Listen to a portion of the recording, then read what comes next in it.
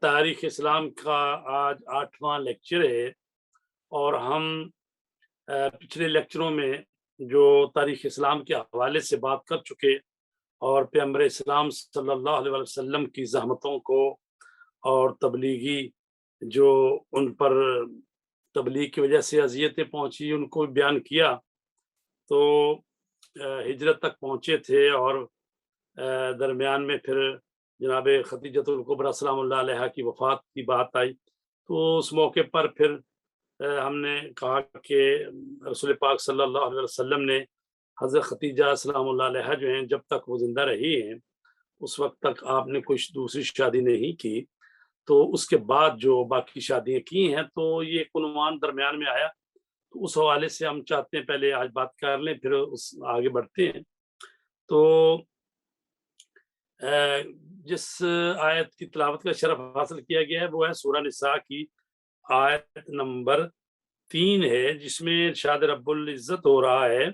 اور اگر تمہیں یہ خوف ہو کہ تم یتیموں کے ساتھ انصاف نہیں کر سکو گے تو جو عورتیں تمہیں پسند ہوں ان سے نکاح کر لو۔ اچھا، اب یہ تعداد کی بتائی گئی ہے بات کہ ایک خاتون سے بھی شادی کر سکتے ہو، اور کہا گیا ہے 2 2 3 3 4 4 سے، اور اگر تمہیں اندیشہ ہو کہ ان کے ساتھ عدل نہ کر سکو گے تو پھر ایک ہی بیوی کرو، یا جو تمہاری ملکیت میں ہوں ان پر اکتفا کرو، یہ زیادہ قریب ہے اس کے کہ بے انصافی نہ کرو اور ایک ہی طرف نہ جھک جاؤ۔ تو یہ سورہ نساء کی آیت نمبر 3 ہے، جس میں اجازت دی گئی ہے کہ ایک سے زیادہ شادیاں کی جا سکتی ہیں۔ چونکہ رسول پاک صلی اللہ علیہ وسلم نے زیادہ کی ہیں شادیاں، اور 11 شادیاں کی ہیں، اور جب آپ دنیا سے رحلت فرما گئے تو اس وقت 9 بیویاں موجود تھیں، 2 ان کی زندگی میں جو ہے وفات پا گئی، تو لہٰذا 9 بیویاں زندہ تھیں۔ تو اب اس آیت کو جس میں کہا گیا ہے کہ اگر تم انصاف نہیں کر سکتے تو پھر ایک ہی بیوی پر اکتفا کرو، تو اب بعض نے یہ سمجھ لیا کہ اس کا مطلب اجازت نہیں دی گئی کہ ایک سے زیادہ، کہ چونکہ انصاف بندہ کر ہی نہیں سکتا، تو ایسی بات نہیں ہے۔ اگر یہ نہیں کر سکتا تو پھر یہ کہنے کی ضرورت ہی کیوں تھی کہ 2 بھی بیویاں کر سکتے ہو، 3 بیوی اور 4 بھی کر سکتے ہو۔ تو اس کو آیت نمبر اسی سورہ کی آیت نمبر 129 ہے، جس میں سورہ نساء کی آیت نمبر 29 سے اس میں کہا گیا ہے کہ وَلَن تَسْتَطِيعُوا أَن تَعْدِلُوا بَيْنَ النِّسَاءِ، یہ ٹھیک ہے کہ تم جس قدر چاہو مگر بیویوں میں پورا عدل نہیں کر سکتے۔ وَلَوْ حَرَصْتُمْ، یعنی اگر تم چاہو بھی تو ایک سے زیادہ بیویاں ہوں تو تم ان میں عدالت نہیں کر سکتے۔ فَلَا تَمِيلُوا كُلَّ الْمَيْلِ، تو پھر ایسا کرو کہ ایسا نہ ہو کہ تم ایک ہی بیوی کی طرف جھک جاؤ اور دوسری کو اگنور کر دو۔ فَلَا تَمِيلُوا كُلَّ الْمَيْلِ فَتَذَرُوهَا كَالْمُعَلَّقَةِ،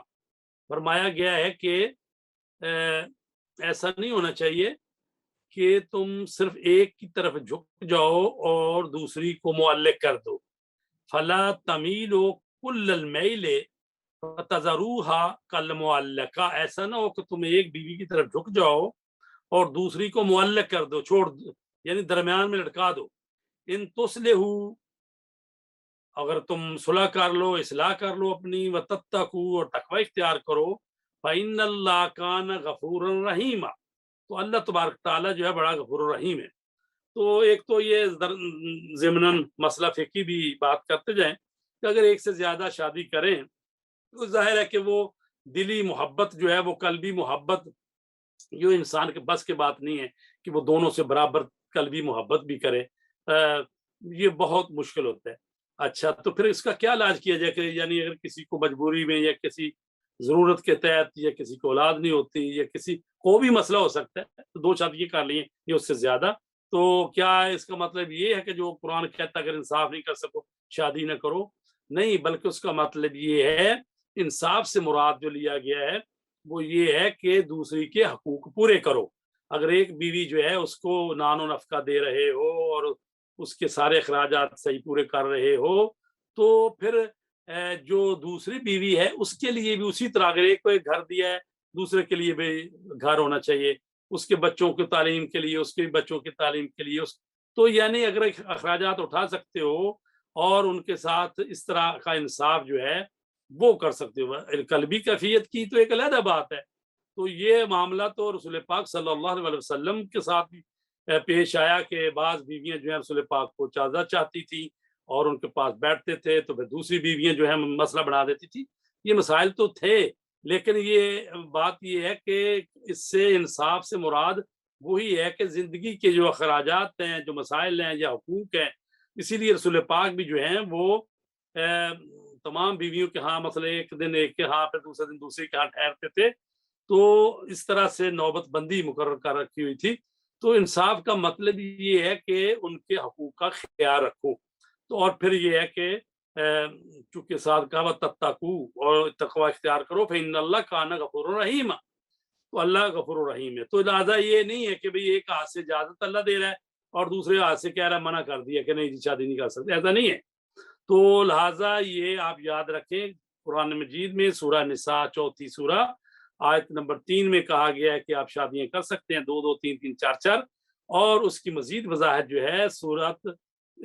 اسی سورہ کی 129 نمبر آیت ہے، جس میں کہا گیا ہے کہ یہ معلوم ہے کہ تم انصاف اس طرح سے نہیں کر سکتے، لیکن بہرحال کسی ایک ہی کی طرف جھک نہ جاؤ اور دوسری کو مطلب نہ چھوڑ دو اس طرح سے کہ نہ طلاق دی نہ رکھی اور نہ حقوق پورے کیے، معلق کر کے رکھو، یہ نہیں ہو سکتا۔ تو لہٰذا ان کے حقوق پورے ہونے چاہیے اور اللہ غفور الرحیم ہے۔ تو یہ تو اصل ہو گیا کہ قرآن سے یہ وضاحت ہے۔ اب یہ ہے کہ عام مسلمان جو ہے وہ اس کو تو اجازت ہے، کر سکتا ہے، لیکن رسول پاک جو ہے انہوں نے 4 سے زیادہ شادیاں کی ہیں، اور جیسا کہ میں نے عرض کیا کہ ان کی جو شادیاں ہیں وہ زیادہ ہے، اور تاریخوں سے یہ بات جو ہے ہمیں معلوم ہے۔ تو جب تک جناب ختیجہ سلام اللہ علیہا زندہ رہیں، پیغمبر اسلام نے کسی دوسری خاتون سے شادی نہیں کی۔ ان کے انتقال کے بعد حضرت نے دوسری خواتین سے شادی کی، جن میں حضرت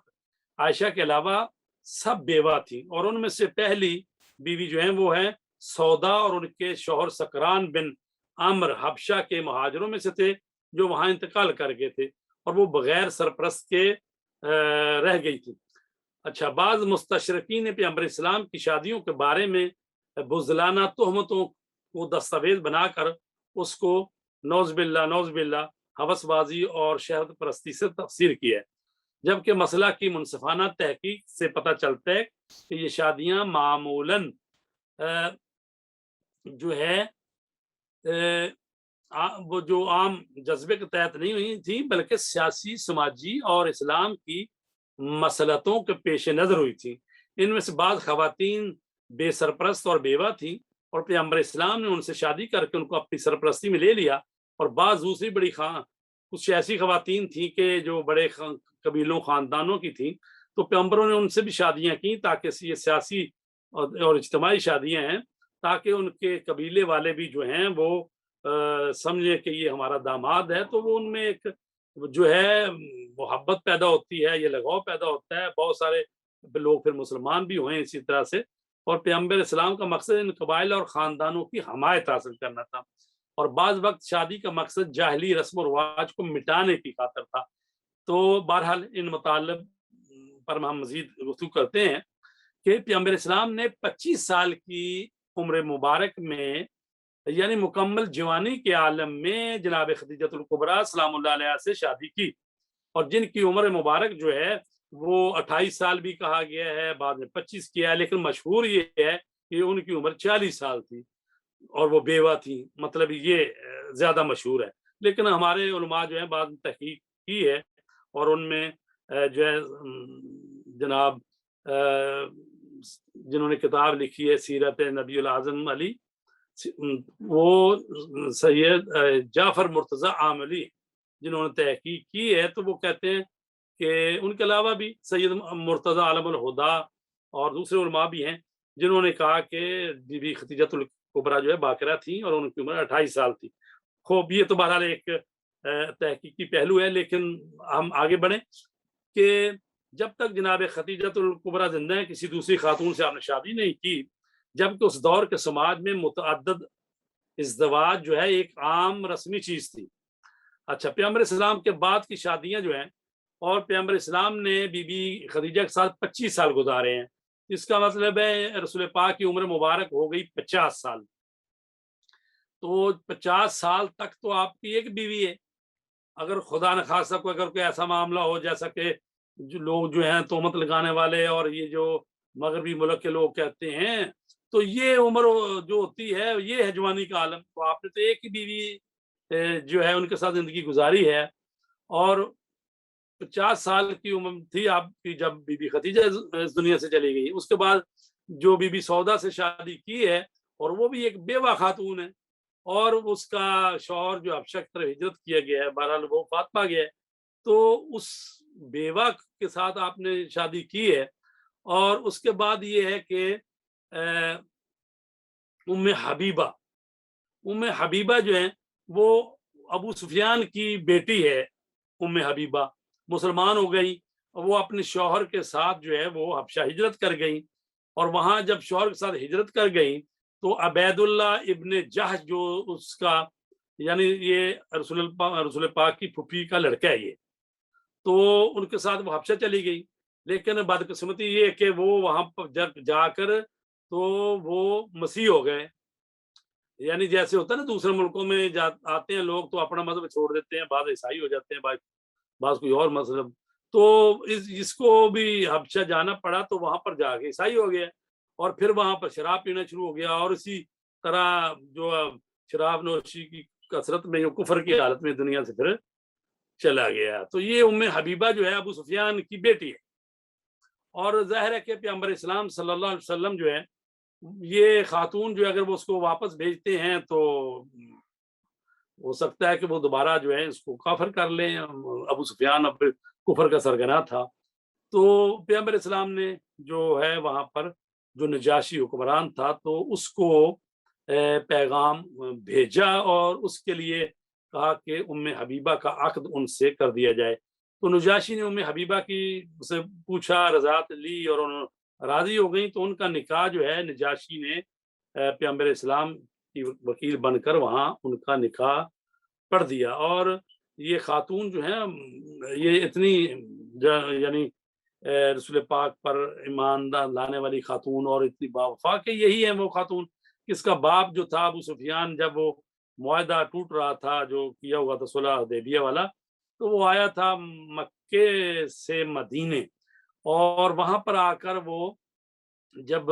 لوگوں سے کہہ رہا تھا کہ رسول پاک سے کہیں کہ معاہدے کو جاری رکھیں، تو کوئی اس کی بات نہیں سن رہا تھا۔ پھر وہ اپنی بیٹی کے گھر آیا،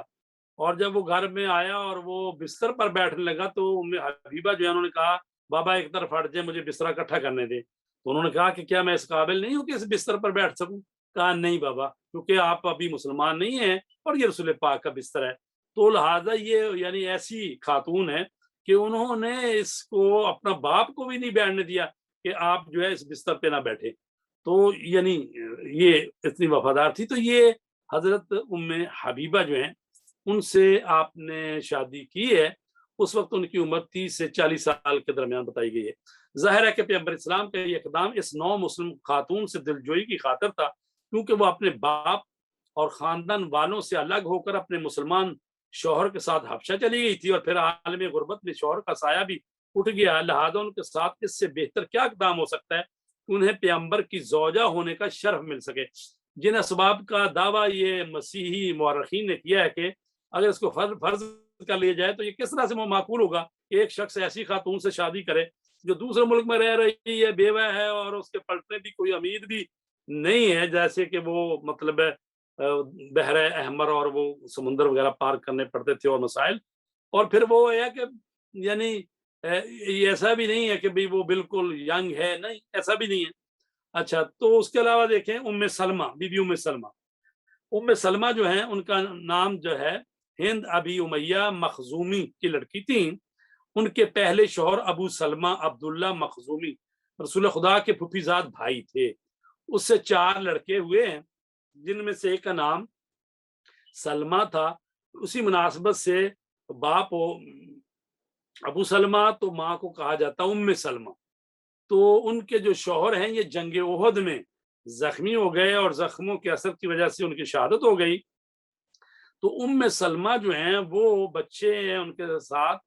اور وہ بنی مخزوم کے قبیلے سے ہیں اور خاندان سے وہ، یعنی ان کی بھی داستان عجیب ہے کہ بی بی ام سلمہ جو ہے مسلمان ہو گئی، شوہر بھی مسلمان تھا، اور وہ ہجرت کر گیا پہلے مکے سے مدینے، اور خود بی بی جو ایک بچہ ہے چھوٹا تھا تو وہ ان کو لے کے چلی ہیں ہجرت کر کے، نے تو راستے میں ان کو روک لیا گیا اور ان کو جانے نہیں دیا گیا۔ تو اس کے بعد وہ بیچاری جو ہیں وہ 1 سال تک گریہ وزاری کرتی رہی، بچہ خاندان والوں نے لے لیا، اور اس کے بعد ان کے خاندان والوں نے ترس کیا اور پھر جو ہے وہ ان کو چھوڑا، پھر وہ تنہائی چل پڑی مدینے کی طرف، اور راستے میں ایک اور شخص ملتا ہے اور وہ بھی ان کے خاندان سے، تو وہ اس نے پھر ان کو مکہ سے مدینے پہنچایا، اور وہاں آئی ہیں تو ظاہر ہے کہ جنگ بدر ہوئی، پھر جنگ احد ہوئی، احد میں ان کا شوہر شہید ہو گیا۔ اب وہ ایسی یعنی بے سرپرستی کی حالت میں ہیں، تو یہ رسول پاک جو ہیں انہوں نے ان سے اس وقت جو شادی کی ہے، اور اس وقت وہ بڑھاپے اور ضعیفی کے منزلوں میں قدم رکھ چکی تھی، اور ان کا سب سے چھوٹا بچہ شیر خوار تھا۔ تو آپ یہ بھی اندازہ لگائیں کہ خود ام سلمہ ہیں جو رسول پاک کی بیویوں میں حضرت ختیجہ کے بعد جو سب سے زیادہ، حضرت ختیجہ کی تو بیٹی ہیں جناب فاطمہ زہرا، تو ام سلمہ ہیں جنہوں نے خیال کیا ہے اور وفا کی ہے، اور یعنی جس طرح سے تاریخیں ہمیں بتاتی ہیں کہ رسول پاک کی بیویوں، جی، رسول پاک کی بیویوں کے بھی 2 گروہ بن گئے تھے، ایک کی جو ہیں وہ حضرت ام سلمہ جو ہیں، تو جو رسول پاک کی ہر قسم کا وفاداری خیال رکھتی تھیں، اور دوسرا گروہ جو تھا وہ بھی ایسا تھا کہ جو اذیت بھی دیتی تھیں رسول پاک جو ہے 1 مہینے تک جدا ہو کر جو ہے علیحدہ حجرے میں مسجد کے ساتھ رہے، اور یہ مشہور ہو گیا کہ رسول پاک نے بیویوں کو طلاق دے دی ہے، اور پھر سورہ تحریم جو ہے اور وہ بھی، اور اس طرح دوسرے سورے بھی اس پر ہیں آیتیں جو گواہ ہیں۔ تو مقصد یہ ہے کہ حضرت ام سلمہ جو ہیں وہ بہت با وفا، اور ویسے بھی جو ہے بنی مخزوم اور ان خاندان سے تھی۔ تو ام سلمہ جو ہے زہد اور تقوی اور فضیلت کے لحاظ سے حضرت ختیجہ کے بعد رسول خدا کی ازواج میں سے سر فہرست تھیں۔ انہیں خاندان امامت سے خاص تعلق اور انسیت تھی، اور وہ بارہا خاندان اہل بیت کی طرف سے علوم و اسرار ولایت کی امین اور محافظ رہی ہیں، اور بی بی زہرا کی جب شادی ہوئی اس کا انتظام کرنے میں اور باقی معاملات میں بھی وہ بی بی جو ہیں وہ بڑھ چڑھ کے سریا میں۔ اچھا، اب ایک اور خاتون ہے زینب بنت جاش، یہ وہی ہے زینب بنت جاش جس کا بھائی ابھی ذکر کے نا عبید اللہ جو تھا ابن جاش، تو وہ جو ہو گیا تھا وہاں پر جلگ حبشے میں، تو اس کی بہن ہے یہ، رسول پاک کی پھوپھی کی بیٹی ہے یہ زینب بنت جاش، اور رسول پاک کا ایک یعنی غلام تھا زید بن حارثہ، وہ حضرت ختیجہ کا غلام تھا۔ جب حضرت ختیجہ کی شادی ہوئی انہوں نے اس کو رسول پاک کو ہبہ کر دیا، رسول پاک نے اس کو آزاد کر کے اپنا بیٹا یعنی منہ بولا بیٹا بنا لیا، اور عربوں میں یہ ہوتا تھا کہ لوگ جو ہے لوگوں کو منہ بولا بیٹے بنا لیتے ہیں، اور یہ زید بن حارثہ جو ہے ظاہر ہے غلام ہے اور آزاد کردہ غلام ہے، لیکن ظاہر ہے لوگوں کی ذہنوں سے تو وہ باتیں نہیں نہ نکلتی، اور وہ نہ اس طرح سے جو اسلام کا ہے قانون اور ان اکرمکم عند اللہ اتقاکم اور مساوات اور یہ چیزیں، یہ ظاہر ہے ہر ایک آدمی جو ہے اس معیار پر ہوتا نہیں ہے۔ تو بہرحال حضرت زید بن حارثہ جو ہیں ان کی شادی کرنی تھی رسول پاک نے، اگرچہ بعد میں قرآن کی آیت آئی تھی کہ محمد تو تم میں سے کسی مرد کے جو ہیں وہ باپ نہیں ہیں، وہ اللہ کے رسول اور خاتم النبیین ہیں۔ تو زید بن حارثہ جو ہے اب اس کی شادی آپ نے اپنی پھپھی زاد بہن جو ہیں زینب اس کا رشتہ بھیجا، تو ظاہر ہے کہ اگرچہ وہ مسلمان تھے رسول پاک کا خاندان تھا، اور یہ بھی ہے کہ اب وہ بنی ہاشم خاندان کی ہے اور یہ غلام ہے، تو اس کا رشتہ بھیج رہے ہیں رسول پاک۔ ایک تو یہ پہلے رسم توڑ رہے ہیں نا، جیسے کہا جاتا ہے جی شادی جائز ہے نہیں جائز ہے، آج کل بھی مسائل ہیں، وہ سید غیر سید کا معاملہ بھی ہے، اور لوگ جو ہیں وہ بہت زیادہ اس پر تو مطلب ہے وہ یعنی اتنی حد تک اس کو برا سمجھتے ہیں کہ نعوذ باللہ نعوذ باللہ، کہ وہ سمجھتے ہیں کہ جی اولاد ہی اگر ہوگی تو وہ بھی جائز نہیں، یعنی ایسی بات نہیں ہے، کیونکہ اسلام نے اجازت دی ہوئی ہے۔ تو حضرت رسول پاک نے اس بنی ہاشم کی خاتون کو رشتہ بھیجا اپنے غلام زید کا۔ تو پہلے تو اس خاتون نے بھی اور اس کے بھائی نے بھی اس کو اچھا نہیں سمجھا، انہوں نے پہلے تو سمجھا رشتہ بھیجا ہے شاید رسول پاک اپنے لیے بھیج رہے ہیں۔ جب ان کو پتہ چلا کہ یہ جو رشتہ بھیج رہے ہیں یہ تو زید کے لیے، تو انہوں نے بہرحال چوچنا کی۔ تو پھر قرآن مجید کی آیت آئی ہے جس میں کہا گیا کہ جب خدا اور رسول جب کسی چیز کا حکم کر دیں تو پھر مومنین کو کوئی اختیار نہیں ہے کہ رسول کے حکم کے سامنے جو ہے چونچرا کریں۔ تو بہرحال وہ تسلیم ہو گئے کہ ٹھیک ہے۔ تو رشتہ تو ہو تو گیا زید کا، لیکن یہ ہے کہ وہ ان میں بھی ذہنی طور پر یہ چیز تھی کہ میں اشراف خاندان کی ہوں، یہ زید غلام ہے۔ تو بہرحال وہ شادی کچھ سال ہی چلی ہے، نہیں چل سکی پوری۔ تو کئی دفعہ رسول پاک سے آ کر انہوں نے کہا جی میں اپنی نہیں رکھنا چاہتا بیگم کو، تو آپ فرماتے اس کو رکھو، تو لیکن وہ نہیں چلی نا شادی۔ تو اب جب اس نے طلاق دے دی تو اللہ تبارک تعالیٰ کا حکم آ گیا کہ اب اے میرے رسول تم اس سے شادی کرو۔ اب کتنا مشکل معاملہ یہ کہ کل تک ان کو اپنا منہ بولا بیٹا کہا ہوا تھا، لوگ سمجھ رہے تھے جیسے ان کی بہو ہے اور یہ جو ہے ان کا بیٹا ہے۔ تو اب یہ کتنا بڑا معاملہ تھا، تو خداوند عالم چاہتا تھا کہ اسی رسول کے ہاتھوں ہی یہ ساری جو رسمیں رواج ہیں یہ چیزیں توڑی جائیں، اگر رسول پاک نہیں کرتے تو کون کرے گا یہ؟ تو لہٰذا رسول پاک جو ہیں ان کے متعلق پہ سورہ احزاب کی آیت ہے کہ اس میں کہا گیا کہ ہم نے تیرا جو ہے نا نکاح اس سے کر دیا۔ تو لہٰذا رسول پاک ظاہر ہے اللہ تبارک تعالیٰ کے سامنے تو جو اللہ کہے اس کے سامنے تسلیم ہے رسول پاک۔ تو لہٰذا انہوں نے زینب سے پھر شادی کی رسول پاک نے۔ تو زینب سے شادی کی تو اس وقت بھی ظاہر چیمگوئیاں جیسے ہوتی ہیں، تو اس کے لیے کہا گیا ہے کہ ما کان محمد ابا احد من رجالکم ولکن رسول اللہ و خاتم النبیین، محمد تمہارے مردوں میں سے کسی کے باپ نہیں ہیں، وہ اللہ کے رسول ہیں اور آخری نبی ہیں۔ تو گویا کہ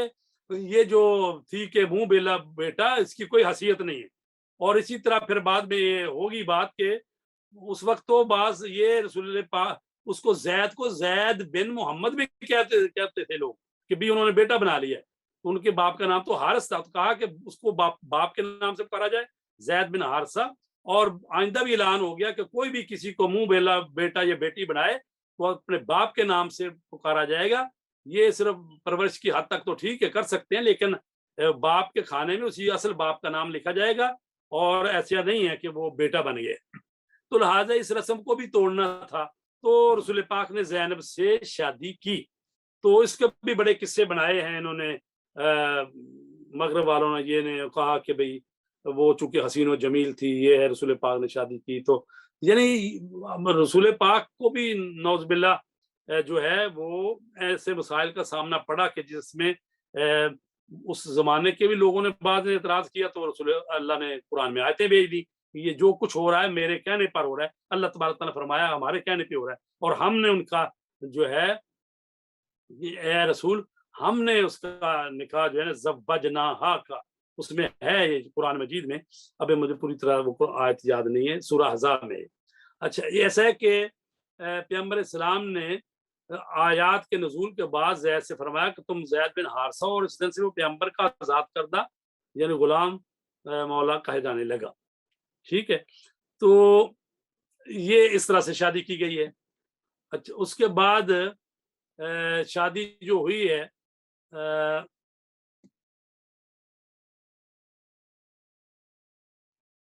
ایک صفیہ سے شادی ہوئی ہے، صفیہ بنت حی بن، یعنی وہ جو یہودیوں کا سردار تھا، جب وہ قلعہ خیبر میں وہ مارا گیا تو اس وقت جب وہ اسیر ہو کے آئی ہیں تو آپ نے ان کو اسیر کر دیا، آزاد کر دیا۔ تو پھر جو ہے انہوں نے یعنی ان کو جب کہا گیا یعنی خواستگاری کی درخواست کی گئی کہ بھی چاہو تو ایسا کر سکتی ہو، تو اس وقت پھر انہوں نے رسول پاک سے شادی کی ہے۔ اور اسی طرح ایک اور بنی مستلق کی خاتون ہے کہ وہ بھی ایک بڑا قبیلہ تھا، اور وہ ان کے ساتھ جب جنگ ہوئی اور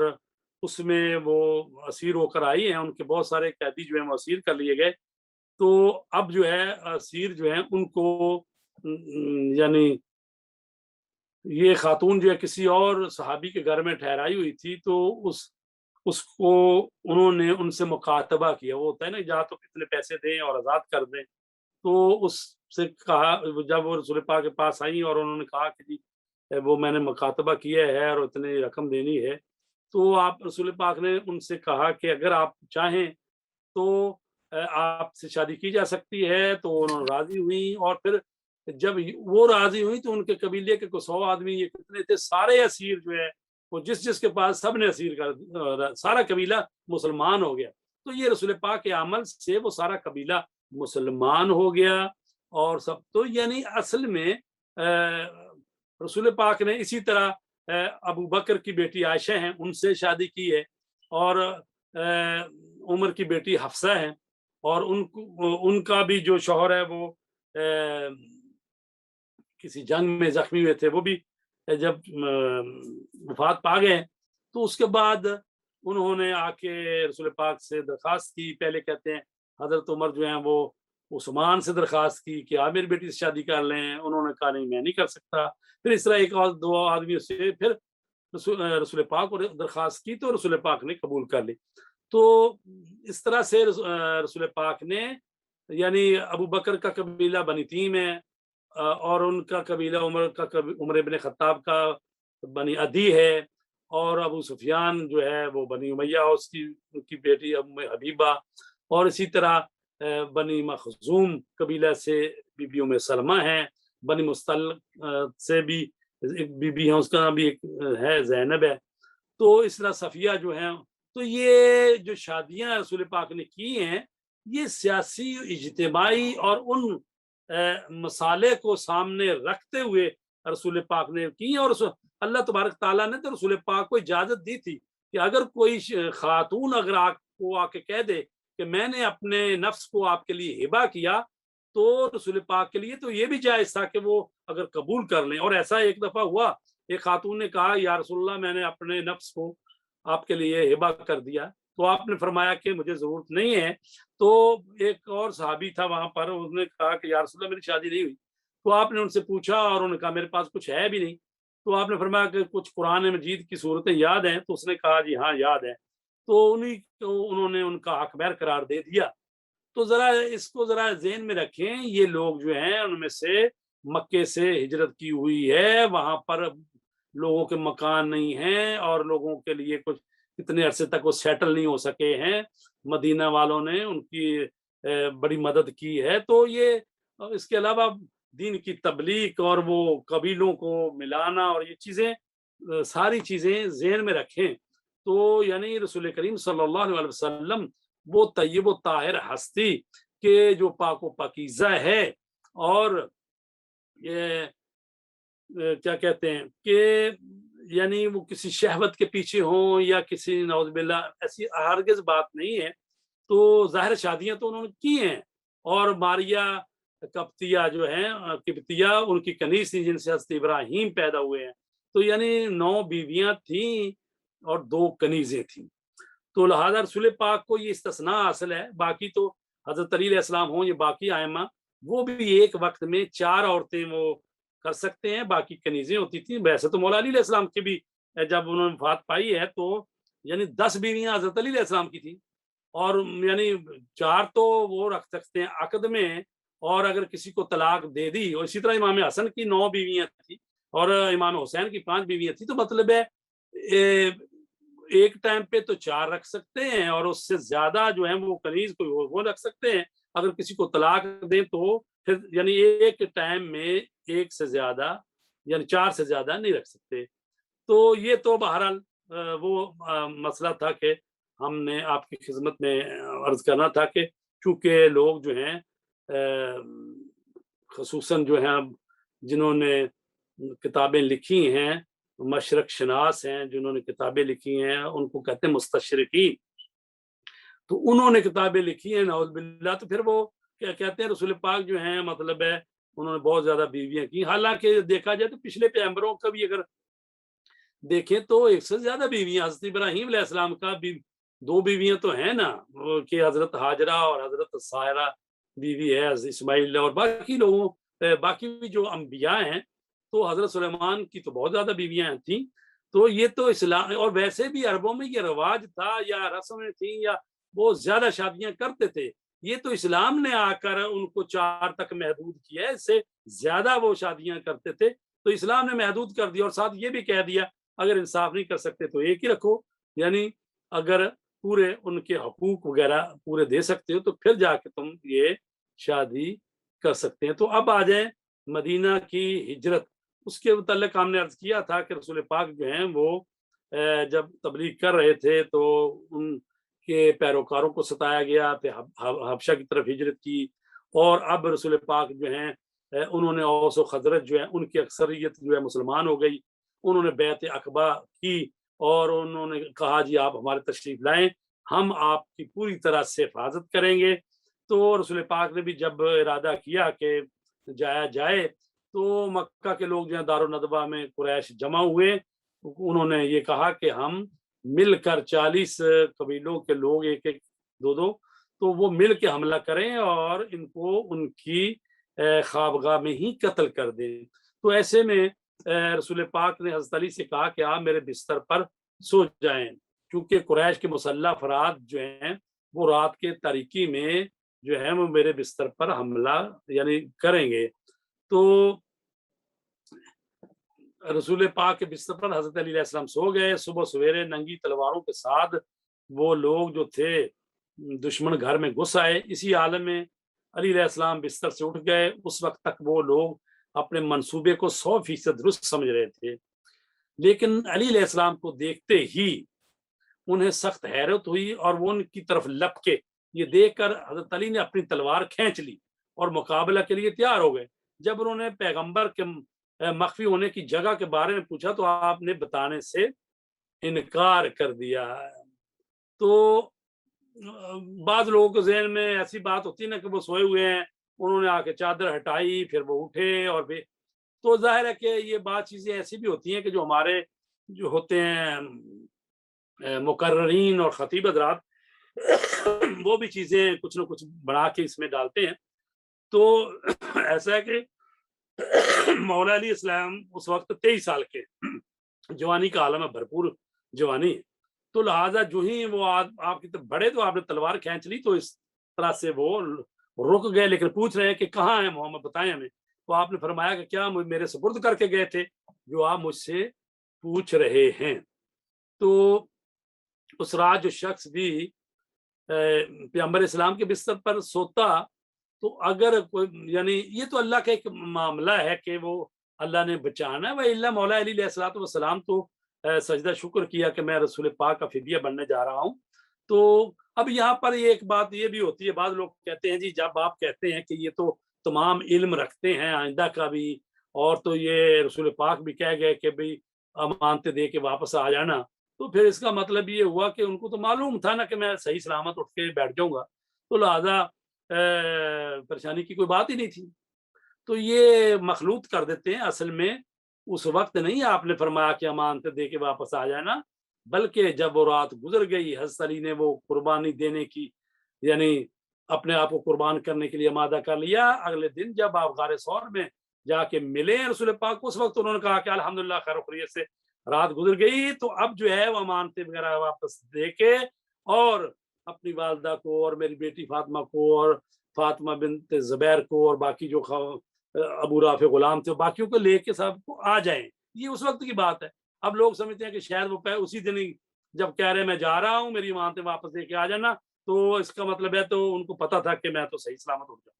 दूसरी बात ये है कि अल्लाह तबारक ताला जब इम्तहान ले रहा है तो लाजमी है कि उस इम्तहान का नतीजा मख्फी रखा जाए, ताकि उस शख्सियत की जो कदर व मंजिलत है और वो जो वाकई पता चल जाए कि वो किस लेवल तक अल्लाह की बारगाह में اپنے آپ کو پیش کر رہا ہے، تو یہ چیزیں موجود ہیں۔ اچھا، لیکن بعض دفعہ یہ بھی ہے کہ امام حسین کو پہلے سے بتا دیا گیا تھا کہ آپ کو کربلا میں یا میدان تف میں شہید کر دیا جائے گا، تو لہٰذا وہ اپنے ارادہ و اختیار سے وہ گئے ہیں اس میدان میں تاکہ جا کے اپنی شہادت کو پیش کریں۔ تو پیغمبر اسلام جو ہیں وہ چلے گئے ہیں، 3 دن تک وہ غار ثور میں رہے، اس کے بعد جو ہے وہ گئے ہیں، کہا گیا کہ 4 آدمی تھے، رسول پاک صلی اللہ علیہ وسلم تھے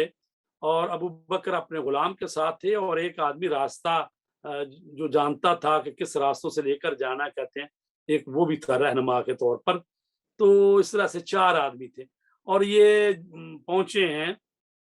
وہاں پر، بعض کہتے ہیں 12 دن لگ گئے، بعض کہتے ہیں کم پیش بھی، لیکن بہرحال حضرت علی علیہ السلام نے امانتیں واپس کی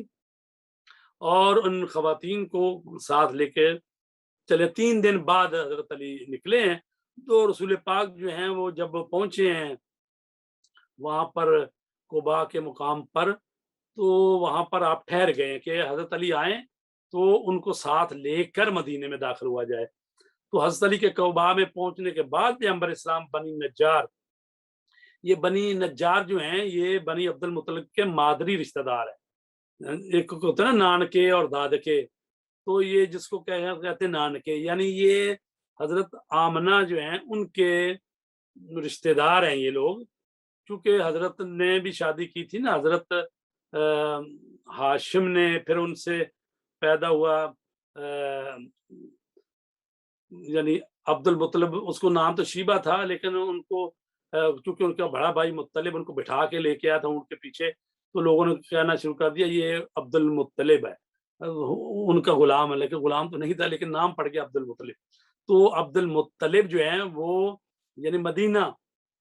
میں ان کی والدہ تھیں اور وہیں وہ 6-7 سال تک جو ہیں وہ پلے بڑے تھے، تو لہٰذا وہ خاندان تھا بنی نجار وہاں پر، رسول پاک کا جو رشتہ داری تھی ان سے نا۔ تو شہر میں داخل ہوتے وقت لوگوں نے بہت خوشی کے انداز میں آپ کا استقبال کیا، قبائل کے سرداروں اور بڑی شخصیتوں نے رسول پاک کا ناکا اونٹنی، ناکا کی لگام پکڑ کر حضرت سے درخواست کی کہ آپ ان کے محلے میں تشریف لے جائیں۔ پیغمبر نے فرمایا کہ ناکا کے راستے کو خالی کر دو، اسے خدا کی جانب سے حکم ملا ہے، وہ جہاں بیٹھے گی میں وہاں یعنی ٹھہروں گا۔ گویا رسول خدا اپنی تدبیر اور حکمت عملی کے ذریعے جانتے تھے کہ حجر اسود کے نسب کے فیصلے کی طرح ان کی میزبانی کا شرف و افتخار جو ہے وہ خاص کسی قوم قبیلہ کو نہ دیا جائے، کیونکہ وہاں پر لوگ چاہتے تھے ہمارے ہاں ٹھہریں، تو وہ اس سے جو سیاسی نجائز فائدہ نہ اٹھائیں کہ لوگ کہیں جی رسول پاک ہمارے گھر ٹھہرے ہیں، تو اس لیے آپ نے فرمایا کہ جہاں میری اونٹنی بیٹھے گی وہیں بیٹھوں گا۔ تو لہٰذا پھر رسول پاک کی یہ ہجرت جو ہے وہ وہاں مکمل ہوئی ہے، تو کہا کہ آپ قباء میں کچھ عرصہ ٹھہرے، وہاں مسجد کی بنیاد رکھی، پھر جب آپ جا رہے تھے مدینے، جمعے کا دن تھا، راستے میں آپ نے جمعہ پڑھایا لوگوں کو، پھر آپ مدینے میں گئے، مدینے میں لوگ آپ کا استقبال کر رہے تھے اور جو ہے خواتین اور بچے بڑے سب جمع تھے، عید کا سماں تھا اور وہ دف بجا رہے تھے اور مرحباً و اہلاً و سہلاً اور وہ جو گیت ہوتے ہیں کسی کو خوش آمدید کہنے کے لیے، وہ سب وہاں پر ہو رہے تھے۔ تو پیغمبر اسلام نے مدینہ میں قیام کے بعد ضرورت محسوس کی۔ اب میں یہ بھی عرض کروں کہ وہ جو اونٹنی تھی وہ بیٹھی ایک خالی پلاٹ میں، تو وہ کسی یتیم بچوں کا پلاٹ تھا، تو اسی کے ساتھ جو ہے گھر تھا حضرت ابو ایوب انصاری کا۔ تو جب وہاں اونٹنی بیٹھ گئی، ابو ایوب انصاری آئے اور وہ رسول پاک کا سامان لیا اور اہلاً سہلاً مرحبا، اور ان کی خوش قسمتی کہ ابو ایوب انصاری جو ہیں وہ ان کے گھر میں رسول پاک ٹھہرے، اور بعد میں یہ زمین جو ہے خریدی گئی، وہاں پر مسجد نبوی بنی، اور اسی زمین کے مسجد نبوی کے ساتھ ہی جو ہیں وہ رسول پاک کی بیویوں کے حجرے اور مکان تعمیر ہوئے، اور وہیں بی بی فاطمہ زہرا کا بھی مکان بعد میں بنا۔ تو اس وقت جو ہے مسجد جو بنی ہے، تو مسجد کا جو صحن تھا اس میں باقی جو لوگوں کے بھی مکان تھے، تو وہ اپنا ایک دروازہ جس کو کہتے ہیں بیک ڈور، وہ مسجد میں کھلتے تھے ان کے، تو دوسری طرف سے بھی دروازے تھے، تو بعد میں حکم آیا تھا کہ یہ مسجد ہے اور لوگ جو ہیں ان کے دروازے بند کر دو، سوائے دروازہ ہے رسول پاک اور حضرت بی بی فاطمہ اور بی بی علی کے دروازے کے، تو باقی سب کے دروازے جو وہ بند کر دیے، اور صرف جو ہے وہ، اور میں یہ بھی عرض کروں کہ مسجد نبوی جو ہے اس کے ساتھ ایک برآمدہ بنایا گیا کہ جس میں وہ صحابی جن کا مدینے میں کوئی گھر بار نہیں تھا، اکیلے ہی تھے، یا بعض غریب آدمی یا دوسری جگہ ہجرت کر رہے ہیں، تو ان کو کہا جاتا اصحاب صفہ۔ صفہ کا مطلب وہی برانڈا مثلا جہاں پر وہ رہتے تھے، وہیں نماز پڑھتے تھے، رسول پاک وہیں ان کو درس دیتے تھے، اور نمازوں کے بعد ان کو دین کی تعلیم دیتے تھے۔ باقی لوگ جن کے لوگ گھروں میں گھر چلے جاتے تھے، اور جو بھائی چارہ بھی آپ نے یہاں پر قائم کیا تھا آ کے، تو اصحاب صفہ ان کو کہتے ہیں کہ جو بڑے انقلابی مومن اور خوبیوں کے مالک مسلمان تھے، وہ اصحاب صفہ سے مشہور تھے، اور ان میں حضرت بلال بھی تھے، حضرت سعید خدری بھی تھے، حضرت ابو ذر غفاری بھی تھے، حضرت سلیمان فارسی بھی تھے، اور اس کے علاوہ اور بھی بہت سارے لوگ تھے۔ تو یہ جتنے آپ دیکھیں گے نا مخلص ترین لوگ اور بڑے رسول پاک کی ہمدردی کرنے والے، وہ اکثریت جو ہے وہ یہاں کی تھی۔ لیکن ظاہر ہے کہ مادی دنیا میں تو وہ بیچارے جو ہیں ایسے تھے کہ ان کے پاس نہ کوئی کام کاج تھا، ظاہر ہے باہر سے آئے ہیں، اور مدینہ کوئی ایسا شہر تو نہیں ہے کہ سب کو کام کاج بھی مل جائے، تو وہ بیچارے پڑے رہتے تھے، نمازیں پڑھتے تھے اور دین سیکھتے تھے، اور یہاں کے انصار میں سے اور بعض جو مہاجر جن کی حالت بہتر ہو گئی تھی، وہ ان کو ان کے لیے کھانا وغیرہ دیتے تھے، اور ان میں کہا گیا کہ حضرت علی کے بڑے بھائی حضرت جعفر طیار جو ہیں وہ خصوصاً کئی افراد کو اپنے خاں لے جاتے تھے کھانا کھلانے کے لیے، اور اسی طرح رسول پاک ان کا انتظام کرتے تھے۔ بہرحال اگر ایک ٹاپک کو بھی لیا جائے تو ظاہر ہے تو تفصیل سے بتایا جائے تو پھر تو کئی گھنٹے لگتے ہیں، اور ہم نے 12 جو ہیں لیکچر اس میں سارے کو کرنا ہے، وائنڈ اپ کرنا ہے، تو ابھی 8واں تو ہو گیا ہے آج، تو ابھی ہم ہجرت کر کے رسول پاک صلی اللہ علیہ وسلم یعنی مدینہ پہنچے ہیں، اور مسجد نبوی وہاں بنا دی ہے، ان کے گھر بن گئے ہیں، اور وہاں پر آپ نے معاہدہ کیا، یعنی تمام مہاجر و انصار میں ایک ایک کو ایک ایک کا بھائی بنا دیا۔ تو وہاں پر جب صاحب کو بھائی بناتے رہے، تو حضرت علی علیہ السلام کو کسی کا بھائی ابھی نہیں بنایا، تو حضرت علی سوچ رہے ہیں کہ مجھے کس کا بھائی بنائیں گے، تو کہا گیا کہ حضرت نے کہا یا رسول اللہ مجھے کس کا بھائی بنائیں گے، تو کہا آپ نے یا علی انت اخی فی الدنیا والآخرہ، تم تو دنیا میں بھی میرے بھائی ہو اور آخرت میں بھی میرے بھائی ہو۔ اور کہا گیا کہ 2 دفعہ یہ مواخات ہوئی ہے، 2 دفعہ بھائی چارہ بنایا گیا۔ مکے میں جب بنا تو وہاں تو ابو بکر کو عمر کا بھائی بنایا گیا، اور اسی طرح باقی کو عثمان کو عبد الرحمن عوف کا بھائی بنایا گیا، اور وہاں بھی حضرت علی کو اپنا ہی بھائی بنایا، اور جہاں مدینے میں آئے تو یہاں بھی حضرت علی کو اپنا بھائی بنایا۔ اصل میں بھائی بھائی کا سٹیٹس جو ہوتا ہے وہ مساوی ہو جاتا ہے، اور نبی جو ہے آخر الزمان ہے، نبی نے کسی کو اپنا بھائی نہیں بنایا، سارے صحابی ہیں، شاگرد ہیں، اور ان کے نوکر ہیں، صحابی ہیں، لیکن مولا کائنات علی علیہ السلام جو ہیں ان کے بھائی ہیں۔ اگر کہا جائے بھائی تو پہلے ہی تھے، چچا زاد بھائی تھے، یعنی دونوں کا دادا ایک ہے، چچا زاد بھائی ہیں پہلے بھی، تو یہ بنانے کی کیا ضرورت تھی؟ یعنی یہ وہ آپ بتا رہے ہیں کہ علی جو ہیں وہ اس منزلت پر ہیں کہ رسول کے برابری کی منزلت پر ہیں، وہ ان کو سٹیٹس دیا جا سکتا ہے، وہ بھائی ہے۔ باقی جو ہے آپ نے کسی کو بھائی نہیں بنایا، اور باقی دوسرے لوگوں کو ایک مہاجر ایک انصار، ایک مہاجر اور ایک انصار، تو کہا گیا کہ یہ اس طرح سے 45 یا اس سے زیادہ بندے تھے جن کو ایک دوسرے کا آپ نے بھائی بنایا۔ اور اس کے بعد عرض کروں کہ آپ نے یہاں آ کر جو ہے حکومت بھی ظاہر ہے کہ آپ نے تشکیل دے دی۔ پہلے وہ ہوتے تھے قبائلی سسٹم ہوتا تھا، اور ہر قبیلہ جو ان کا کوئی سربراہ ہوتا تھا، وہ آپس میں بیٹھ کے جو ہے مسئلے حل کرتے تھے۔ لیکن جب رسول پاک نے آنا تھا تو ان کے آنے سے کچھ عرصہ پہلے عبداللہ ابن ابی جو بعد میں منافق بن گیا، اس نے معاہدہ ہو رہا تھا وہ اوس اور خزرج قبیلے دونوں کے، اس کو اپنا سردار بنا لیتے ہیں۔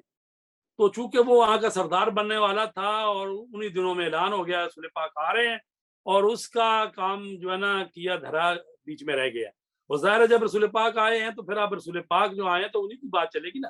انہی کا حکم چلے گا۔ تو چونکہ وہ بندہ جو تھا وہ ان کا سردار بننے والا تھا، وہاں کی حکومت اس کے ہاتھ میں آنے والی تھی ایک قسم کی، تو جب اس کے ہاتھ نہیں آئی تو وہ ظاہراً تو مسلمان ہو گیا، لیکن اندر سے اس کو یہ کھٹکا رہا کہ ان کی وجہ سے جو ہے مجھے سرداری نہیں مل سکی، تو وہ منافق ہو گیا، اور وہی منافق تھا جس نے پھر وہ جنگ احد کے موقع پر 300 آدمیوں کو لے کے ایک طرف ہو گیا تھا۔ تو یہ عبداللہ ابن ابی تھا، عبداللہ بن ابی، جی ہاں۔ تو رسول پاک جب یہاں آئے ہیں تو آپ نے جو معاہدہ کیا اس کو کہتے ہیں میثاق مدینہ،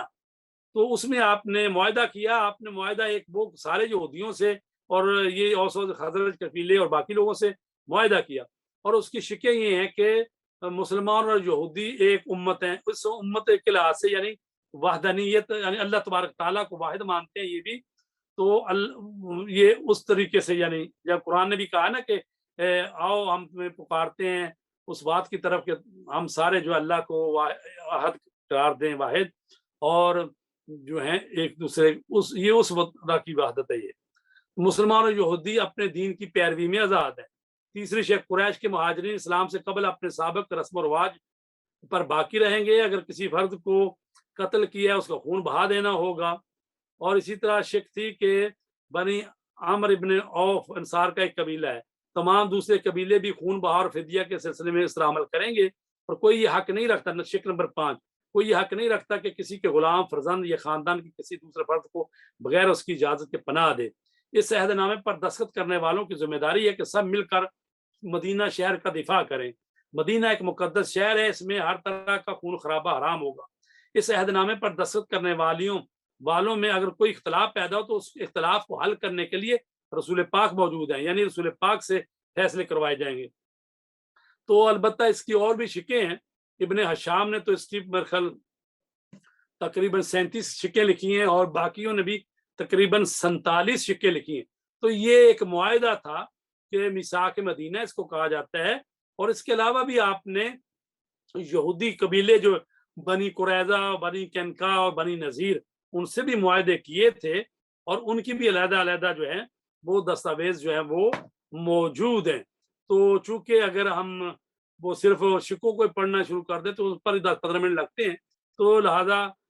آج جو ہے ہم یہاں تک پہنچ آئے ہیں کہ رسول پاک مدینہ میں آ گئے، مسجد بنا لی، اور جو ہے اسلام جو ہے وہ حکومت مل گئی۔ اور میں یہ عرض کروں کہ قرآن مجید میں ہے، اللہ تبارک تعالیٰ نے، یعنی قرآن مجید میں سورہ بنی اسرائیل میں ہے، رب ادخلنی مدخل صدق واخرجنی مخرج صدق واجعل لی من لدنک سلطانا نصیرا۔ تو کہا گیا کہ جب رسول پاک جو ہیں وہ ہجرت کے لیے نکلے تو انہوں نے کہا ہے، اے پروردگار مجھے صدق کو سچائی کے ساتھ نکال اور صدق کو سچائی کے ساتھ داخل کر، یعنی میں مکے سے نکل رہا ہوں اور مدینے میں داخل رہا ہوں، اور بس، اور کہا مجھے اپنے نزدیک سے سلطان النصیرہ، مجھے سلطان نصیر دے۔ تو سلطان نصیر کا 2 طرح سے اس کا کہا گیا ہے، تفسیر کی گئی ہے۔ ایک تو سلطان النصیرہ ہوتا ہے بڑی قوت، یعنی بڑی قوت اور بڑا مددگار، تو اس کی تعبیر کی گئی ہے کہ یعنی مجھے حکومت عطا فرما تاکہ میں اس حکومت کی وجہ سے اسلام کو نافذ کروں، چونکہ جب تک آپ کے ہاتھ میں حکومت نہیں ہے، اسلام اخلاقی چیزیں رہ جاتی ہیں معاشرے میں، وہ نافذ نہیں ہو سکتا، نہ چور کو سزا دی جا سکتی ہے، نہ زانی کو سزا دی جا سکتی ہے، تو ظاہر ہے کہ یہ حکومت آپ کے ہاتھ میں ہو۔ تو رسول پاک فرما رہے ہیں، اے اللہ مجھے سلطان النصیر عطا فرما۔ تو بعد جو ہے بعض روایتوں میں یہ ہے کہ اس سے مراد مولا کائنات علیہ السلام ہے، کیونکہ وہ ہیں سلطان النصیر، جو قوت میں، یعنی اللہ تبارک تعالیٰ کی صفت قوت پروردگار، جیسے کہا گیا نا، شاہ مرداں شیر یزداں قوت پروردگار، لا فتح الا علی لا سیف الا ذوالفقار۔ تو لہذا کہا گیا ہے کہ وہ مولا علی علیہ السلام کی شکل میں اللہ تبارک تعالیٰ نے ان کو یعنی مددگار عطا فرمایا۔ تو مولا علی ہیں جنہوں نے ساری جنگوں میں رسول کے ساتھ رہے، اسلام کے محافظ تھے، تو وہ مددگار تھے۔ تو دونوں کو جمع کیا جا سکتا ہے، اللہ نے حکومت بھی دی اور مددگار بھی عطا فرمایا۔ تو عزیزان گرامی، انشاءاللہ جنگ بدر تو پھر بیچ میں رہ گئی، اگلی دفعہ جو ہے پھر جنگ بدر اور احد دونوں کو اکٹھا کر دیں گے، اور اس طرح پھر انشاءاللہ جو ہے کوشش کریں گے کہ خاص ہی موضوع جو ہے ان کو بیان کیا جائے، چونکہ پھر محرم شروع ہو جائے گا، تو لہٰذا اگر اللہ نے توفیق دی تو ہم تو تفصیل سے ہی بات کر سکتے تھے، لیکن وہ ظاہر ہے کہ 12 جلسوں میں اس کو ختم کرنا تھا، تو آپ جو ہیں اس سلسلے میں 3-4 منٹ اب کوئی سوال کرنا چاہیں تو کر لیں تاکہ اس کو اختتام تک جی پہنچائیں۔